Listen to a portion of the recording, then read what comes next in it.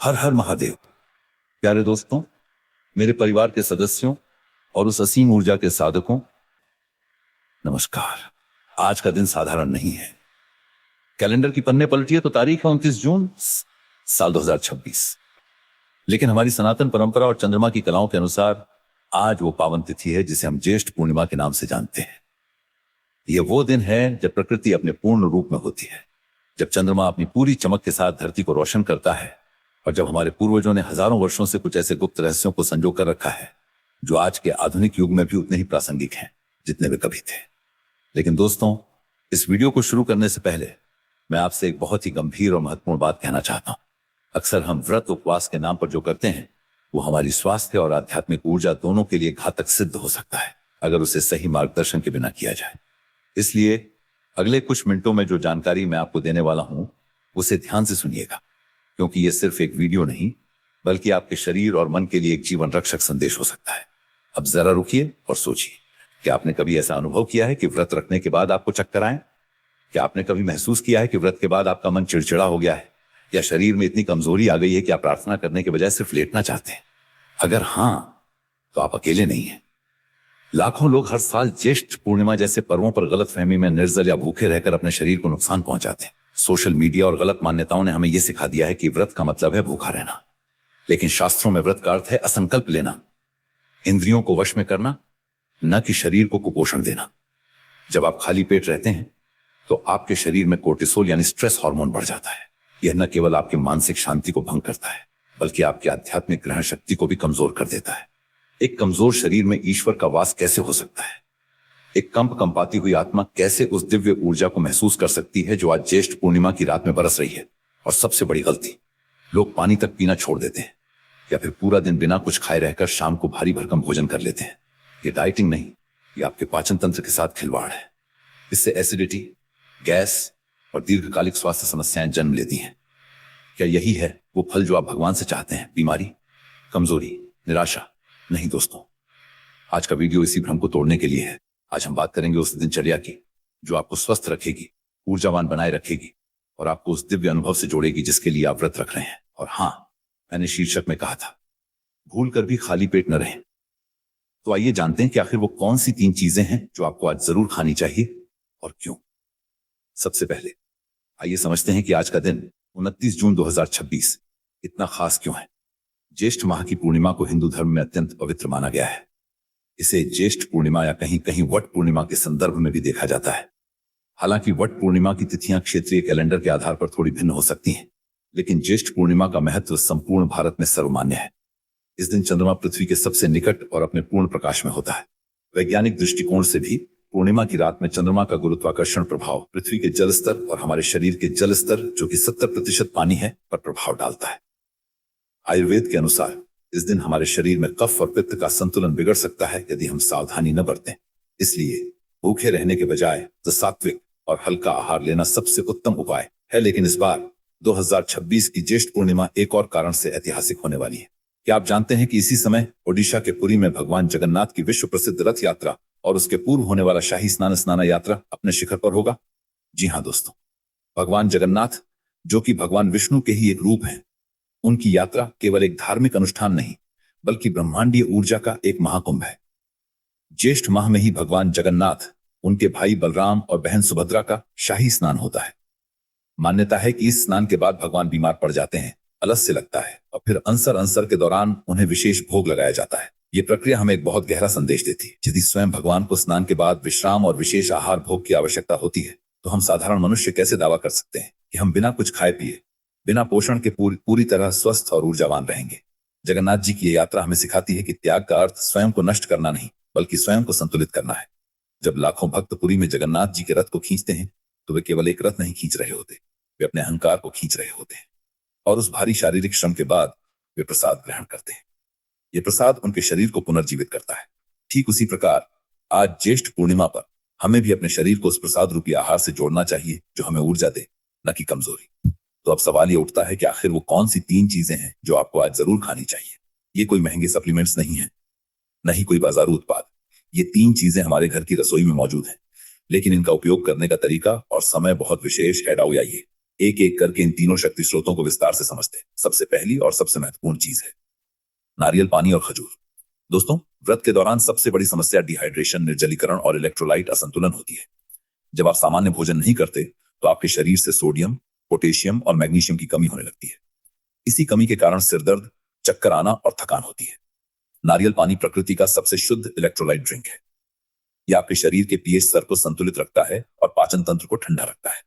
ज्येष्ठ माह में गर्मी का प्रभाव अभी भी बना रहता है। ऐसे में नारियल पानी शरीर को आंतरिक रूप से ठंडक पहुंचाता है। लेकिन केवल नारियल पानी काफी नहीं है। इसके साथ 2-3 खजूर डेट्स खाना अत्यंत लाभकारी है। खजूर में प्राकृतिक शर्करा होती है जो तुरंत ऊर्जा प्रदान करती है, लेकिन यह ब्लड शुगर को अचानक नहीं बढ़ाती अगर मात्रा नियंत्रित हो। खजूर में आयरन और फाइबर भी भरपूर होता है जो भूख की भावना को नियंत्रित करने में मदद करता है। उपयोग का तरीका: सुबह उठते ही सूर्योदय के समय सबसे पहले गुनगुने पानी के साथ 2 खजूर खाएं। इसके 15-20 मिनट बाद एक ताजे नारियल का पानी पिएं।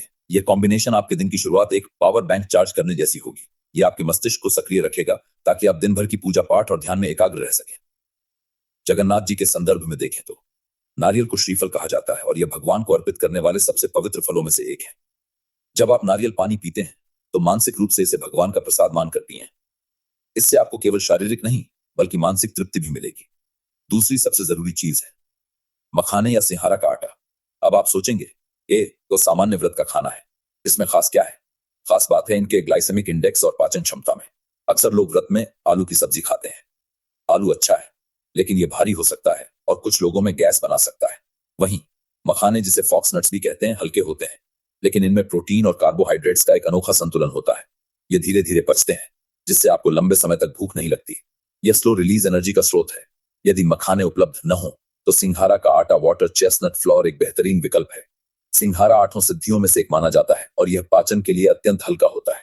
यह पेट में जाकर फूलता नहीं है बल्कि आसानी से पच जाता है, जिससे आपको भारीपन महसूस नहीं होता। उपयोग का तरीका: दोपहर के समय जब सूर्य सबसे तेज होता है और शरीर को ऊर्जा की सबसे ज्यादा जरूरत होती है, मखाने को घी में भून कर खाएं। घी में भूनने से इसकी तासीर गर्म हो जाती है और यह वात दोष को संतुलित करता है।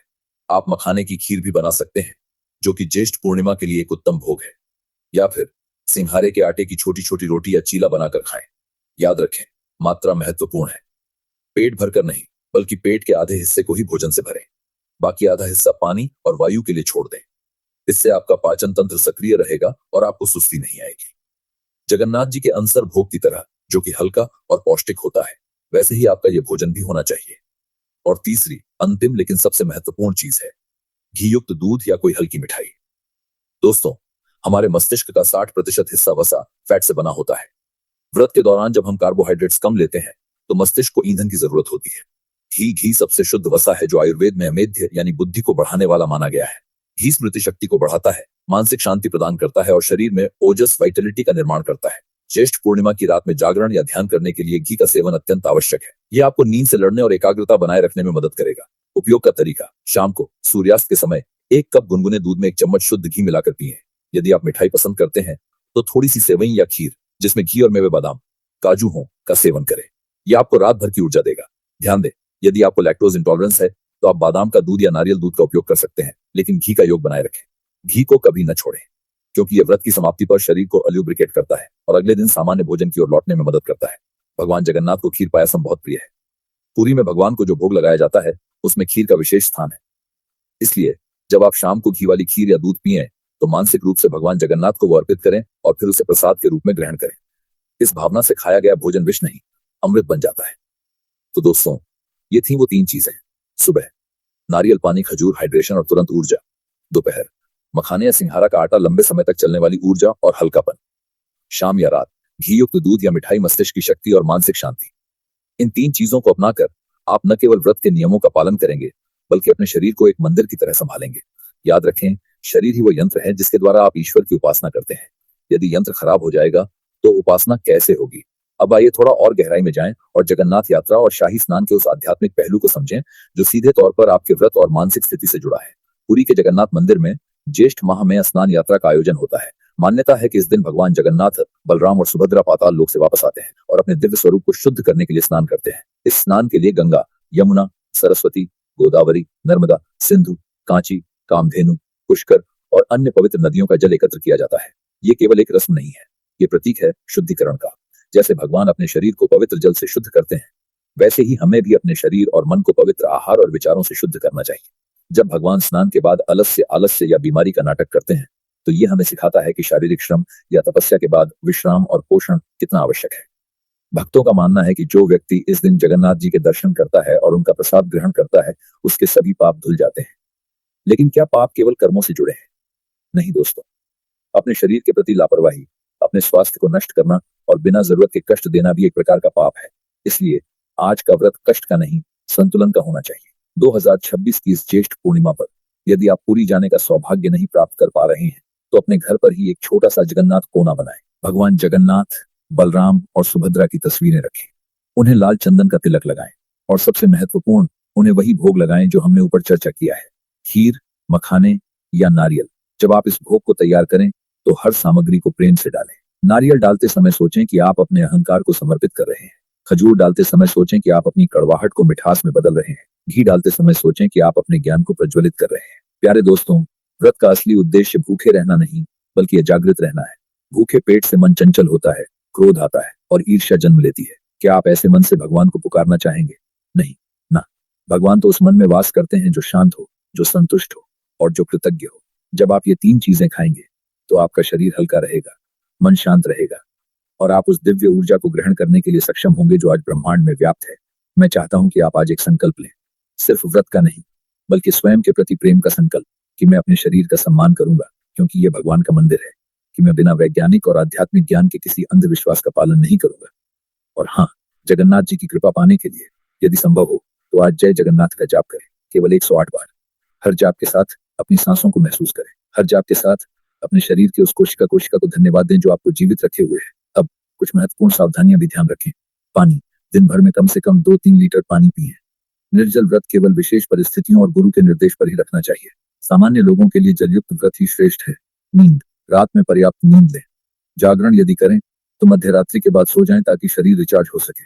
नकारात्मकता से दूरी, आज के दिन क्रोध, झूठ और कटु वचनों से पूरी तरह दूर रहे। यदि मन में नकारात्मक विचार आए तो तुरंत ओम नमः शिवाय या जय जगन्नाथ का जाप शुरू कर दें। दोस्तों, जीवन एक यात्रा है, ठीक वैसे ही जैसे जगन्नाथ जी की रथ यात्रा। इस यात्रा में कभी कभी धूप होती है, कभी कभी छांव, कभी कभी रास्ता कठिन होता है, कभी कभी आसान। लेकिन याद रखें, रथ चलता रहे, चाहे खींचने वाले थक जाएं या न थके। आपका शरीर वो रथ है और आपकी आत्मा वो यात्री। इस रथ को ईंधन आहार की जरूरत है ताकि वो चल सके। खाली टैंक वाली कार नहीं चल सकती और खाली पेट का साधक लंबी यात्रा नहीं कर सकता। मुझे आशा है कि ये वीडियो आपके लिए उपयोगी सिद्ध होगा।